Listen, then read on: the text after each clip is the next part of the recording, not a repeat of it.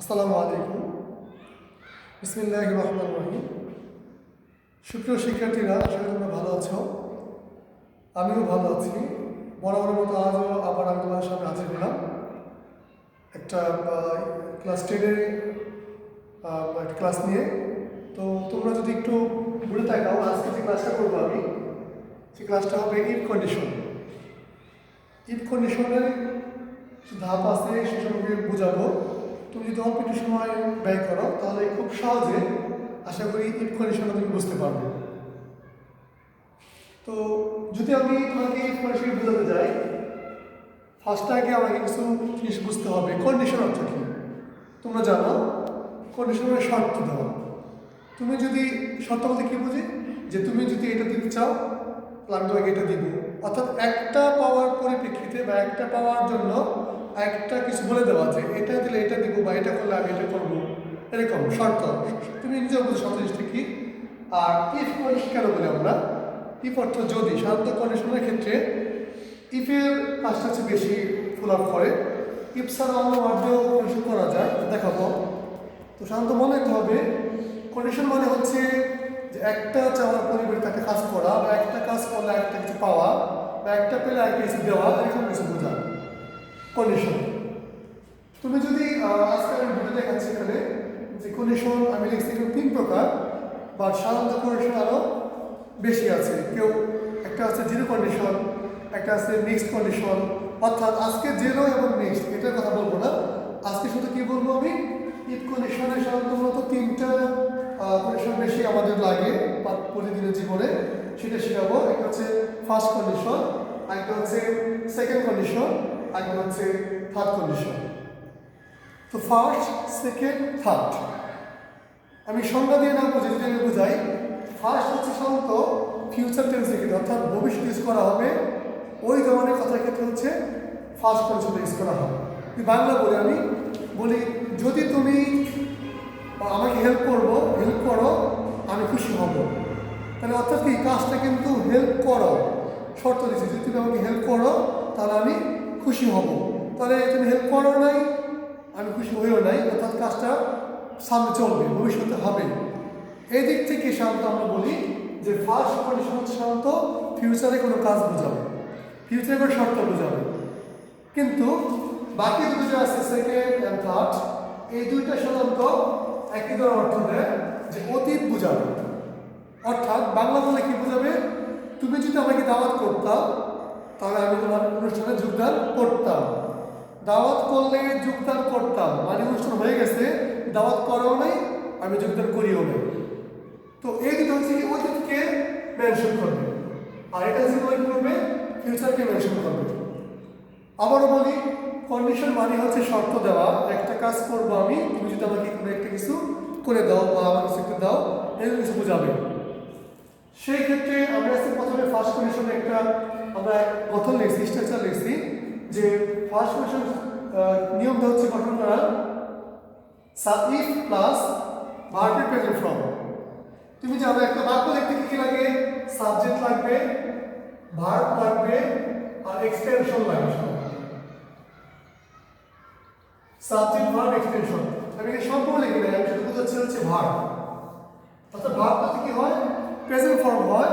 আর তোমাকে লিখতে হবে কি দিয়ে, subject plus will plus verb দিয়ে। এখন কথা আসতে পারে, সাবজেক্ট উইল দিব, অনেক দেওয়া যাবে না, হ্যাঁ দেওয়া যাবে, মেয়ে দেওয়া যাবে, মাইট দেওয়া যাবে, কুড দেওয়া যাবে, ক্যান দেওয়া যাবে, তবে আমরা বলবো 90% সেকশন উইল দিয়ে কভার করা যায়। সো এই জন্য আমি উইল লিখছি। তোমরা ক্যান, মে বাক্যের অনুযায়ী বা শর্ত অনুযায়ী তুমি ইউজ করতে পারবা, কোনো বাধা নেই।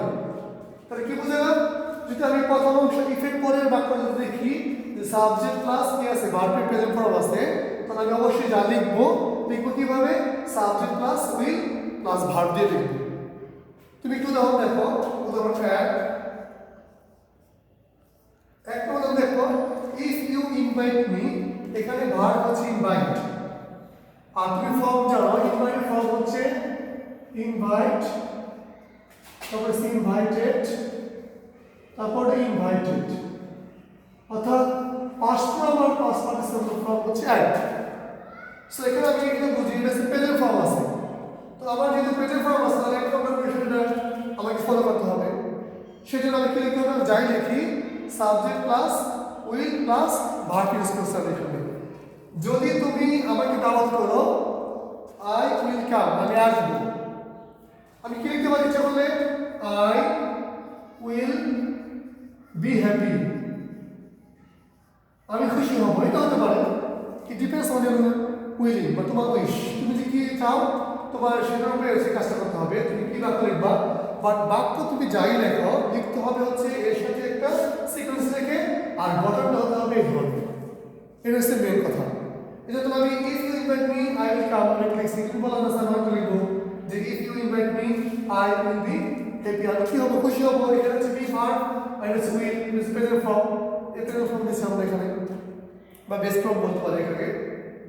এবার 2 নম্বর সেকেন্ড কন্ডিশন, এখানে কি লিখছি প্লাস পাস্ট ফর্ম, আগে ছিল প্রেজেন্ট ফর্ম আর এটা হচ্ছে তোমার পাস্ট ফর্ম। কি লিখতে হবে, subject plus would plus verb লিখতে হবে। Subject plus would plus verb. আগে যেমন ছিল সাবজেক্ট প্লাস উইল, এবার হবে উড, অর্থ অতীত হয়ে যাবে। তোমার ভাবতে হবে অর্থ মিলবে কিনা, অর্থ হয়ে যাবে। দেখো ইফ ইউ ইনভাইটেড, এখানে ইনভাইটেড আছে পাস্ট ফর্ম, তাহলে এখানে উড ইউজ করছি, I would come.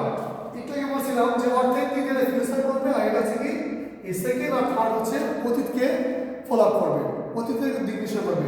If you invited me, তুমি যদি আমাকে দাওয়াত করতে, আই উড কাম, আমি আসতাম। তাহলে কি দিতে হবে, উড দিতে হবে। এই নিয়মে উড, যে এখানে পাস্ট ফর্ম আছে ইনভাইটেড, উড ইউজ করতে হবে। আর যদি থার্ড দেখো, third condition if plus had plus ভার্বের কি আছে, পিপি আছে। ইফ প্লাস হ্যাড প্লাস ভার্বের পিপি থাকলে আমাকে বুঝতে হবে তৃতীয় কন্ডিশন। আর রোজটা হচ্ছে subject plus would had plus ভার্বের পিপি। ভিপিপি বলতে বোঝাচ্ছে হচ্ছে ভার্বের পাস্ট পার্টিসিপল ফর্ম। এখন if you had invited me, তুমি যদি আমাকে দাওয়াত করতে, এখানে হ্যাড প্লাস ভার্ব পিপি আছে দেখে আমি উড হ্যাভ পিপি দিছি, উড হ্যাভ পিপি দিছি। তো অর্থ কি জানো যেটা, এটা কি নিয়ে আবার দেখো এটা সাথে কি আমি হ্যাড আগে লিখছি, হ্যাড যদি কোনো বাক্যে আগে লাগবে তাহলে সেটা কাজ করে, শর্ট করে কাজ করে। সেটা কি থার্ড কন্ডিশন ফলো করতে হবে, থার্ড। এটাও থার্ড কন্ডিশন, অর্থাৎ ইফ যেমন আগে আসলে এখানে বলে হ্যাড পিপি থার্ড কন্ডিশন হয়, ঠিক তদ্রুপ হ্যাড আগে থাকলেও এটা থার্ড কন্ডিশন হবে। নিয়মটা কি, আই উড হ্যাভ কাম। আশা করি তুমি ক্লাসটা করছো। তো এটা বারবার দেখলে আর ভালো বুঝতে পারবে। কোনো প্রশ্ন থাকলে তুমি কমেন্টে লিখতে পারো। ধন্যবাদ সবাইকে, সবাই ভালো থাকবেন। আসসালামু আলাইকুম।